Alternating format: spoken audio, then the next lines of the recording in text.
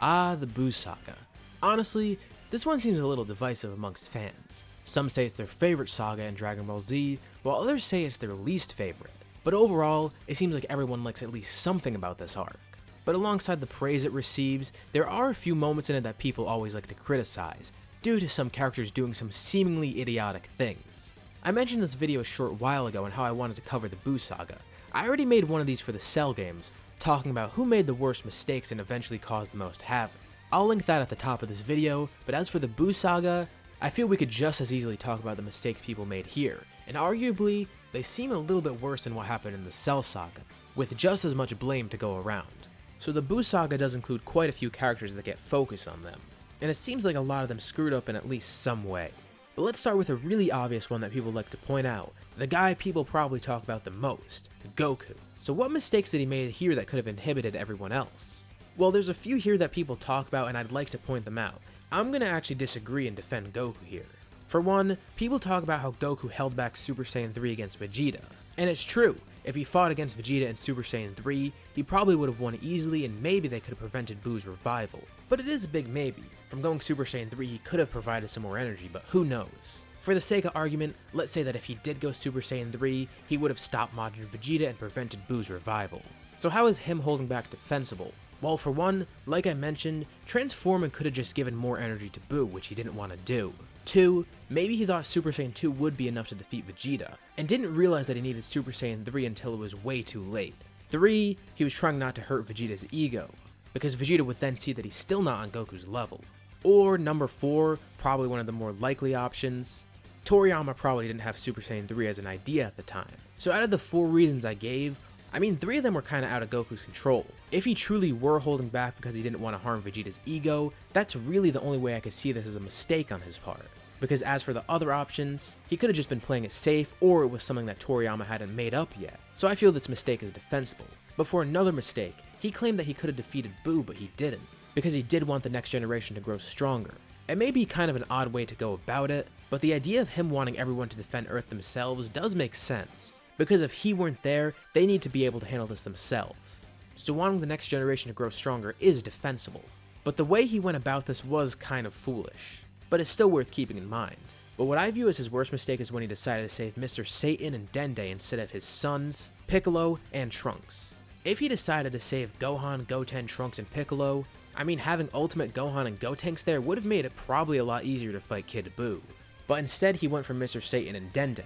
Although there are 2 ways I can kinda justify this. For one, it was a split-second decision, while Goku was under pressure. Not really that big of a justification, but still worth noting. And also, by saving Mr. Satan and Dende, they still were able to defeat Kid Buu and restore everything.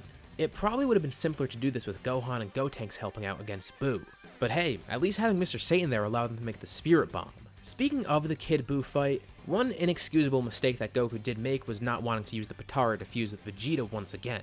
If he did fuse into Vegeta once again, they would have killed Kid Buu pretty much instantly. Goku did say why he didn't want to fuse. He wanted it to be a fair fight against Kid Buu one-on-one. But come on, the universe is at stake. This guy just blew up your planet. Does it really matter if it's a fair fight?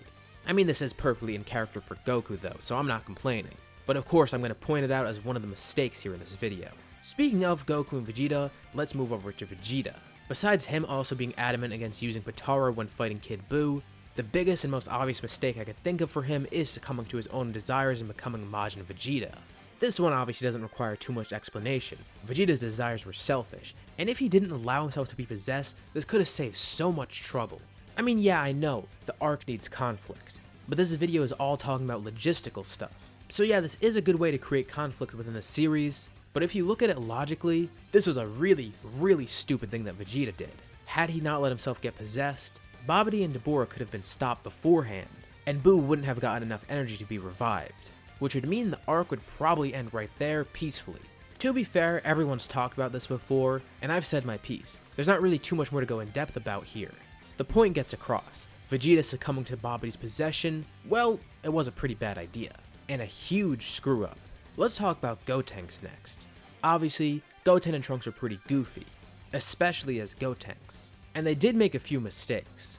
There was one minor mistake that they made that really shows how quick they are to act, and how irrational they are sometimes when fighting, and this is when they instantly tried to fight Buu right after they learned about fusion. Like I said, it's a minor mistake. The only thing that came out of it was Gotenks coming back to the lookout all beat up. But I'm bringing it up because this is a common theme with Gotenks' other mistakes, and it pretty much exemplifies part of his character. Another mistake he made was holding back Super Saiyan 3 against Buu, kinda like Goku did with Majin Vegeta. And we saw how that turned out. Gotenks decided to save it as a special move, but instead, he waited until the last minute when he could have used it before and possibly killed Buu beforehand. I mean, I get why characters hold out their techniques to the very end of the fight in this show. It creates tension and a big reveal later on. But in universe, well, it just makes everyone seem stupid for holding back at first. Because when you think about it, a lot of these fights could just end right away. Of course though, that wouldn't make for an entertaining show, I'm just saying. Something funny that I wanted to bring up. But yeah, if Gotenks did go Super Saiyan 3, he could have stopped Buu right there. And another mistake he made, actually a couple of times, was just him being cocky and overconfident. Gotenks was very focused on being showy and trying to prove that he was the best, instead of actually fighting tactically. But I will partially defend Gotenks for all of these things. You might be thinking, you just called Gotenks stupid, why are you defending him now? Well, the big thing is, this is part of his character. He's a kid.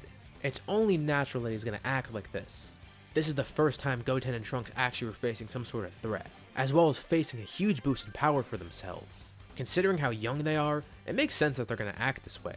They're focused on being flashy and cool and trying to make a name for themselves, thinking that Gotenks is the ultimate power in the universe. So they are partially to blame, but you also do have to remember the fact they're kids. I mean, mistakes like this are bound to happen when you have two kids like Goten and Trunks fighting. And I mentioned before, Goten and Trunks got pretty cocky. But they're not the only ones who did that. I'm sure you know who I'm talking about. Gohan's the next one I'd like to cover. When I first made the post about this video talking about how I was going to discuss who screwed up the most in the Buu Saga, a lot, and I mean a lot of people, were pointing out how Gohan probably is the one who messed up most. And Gohan did mess up pretty bad. But of the two criticisms that people pointed out about him, I feel like one of them isn't really too fair. For one, people say he screwed up because he didn't train during the 7 years. But I mean, to be fair, how is he supposed to expect Buu to come here? He's free to not train if he doesn't want to. And I know everyone did want to see him train over this time to see how strong he could get, but he has no real obligation to. Sure, it would have been nice if he trained as a preventative measure, but like I said, it's not like he was expecting Buu to come here, and he just wanted to live his life. I feel it's a pretty unfair criticism, because then you could just say that towards anyone before any other arc starts. Why didn't everyone just train intensely over this time period? Gohan definitely wasn't the only slacker. All I'm saying is that if you want to place the blame on him for doing that, then blame everyone else for not training nearly hard enough during the 7 years, or pretty much not training hard enough before any arc in this show. However, the other criticism for Gohan is very valid, and he did screw up big time here. After he got his ultimate form, he got a little too confident. He probably could have killed Buu, but instead, he made a similar mistake to Gotenks. The part that I really feel is bad about this though, is because he made the same mistake against Cell before. Like after what happened with Goku during the Cell games, he should know by now to finish off fights early, instead of trying to get too ahead of himself. The good thing is he's learned this by developing in Dragon Ball Super, so at least we won't see him do that any longer. But the fact that he even had to try to learn that shows how badly he screwed up here. Because later on in Dragon Ball Super, he was learning partially from this mistake. He could have stopped Buu and ended the arc right there. And there's another minor mistake that he made, which was not catching the earring. We all know this, it's a joke in the community. Why couldn't he catch the earring? So yeah, he did have his fair share of mistakes. But although people bring up Gohan a lot, there are two more people that I want to mention. People always talk about how Goku, Vegeta, Gotenks, and Gohan screwed up. But it seems most of the time, no one ever mentions how badly Shin and Kibito messed up.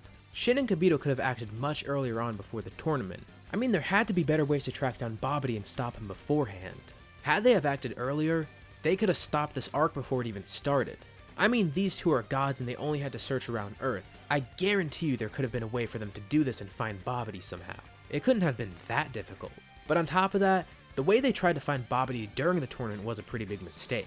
Instead of letting Gohan power up to the max and having his energy drained, there's other ways they could have gone about this. For one, they could have let everyone in on the plan, and had Gohan only power up a bit, meaning Spopovich and Yamu would get less energy, but they'd still be able to follow them down to wherever Babidi was. Or maybe they could have had the tournament go on as normal, and stop Spopovich and Yamu from having a chance to strike. This might cause them to retreat eventually, and once again, they could have just followed them to Babidi's ship using that method. There were definitely better ways to go about this, but in all honesty, I feel like they screwed up the worst. But they only made the mistake of not stopping it early. So Salad, why are you saying they screwed up the worst? A lot of people made similar mistakes. Well, my reasoning is that the context of the mistakes are more important. When you think about it, Shin, Kibito, and Vegeta for that matter, had proactive mistakes, because their actions actually helped move the arc forward and help give Buu more energy. Goku, Gohan, and Gotenks had reactive mistakes. Sure, they had their fair share of screw-ups, but they were only doing it in reaction to Buu being revived. Vegeta becoming Majin is a little bit of a mix, but I'm leaning towards it being more proactive. But as I said, for Shin and Kibito, their mistakes were proactive, because they didn't act earlier to try and stop Babidi when they had all the information about him, and when they decided to be proactive about it, they went about it in a really bad way, when they could have done it much more smoothly and simply without having Buu be revived. Out of all the protagonists, I feel their mistake in this arc was the worst. But then again, it is all Babidi's fault. I just think it's interesting to discuss what mistakes happened here, and hopefully these characters can avoid stuff like that in the future. So what do you guys think? Do you agree with me that Shin and Kibito screwed up the worst, or do you think someone else screwed up more?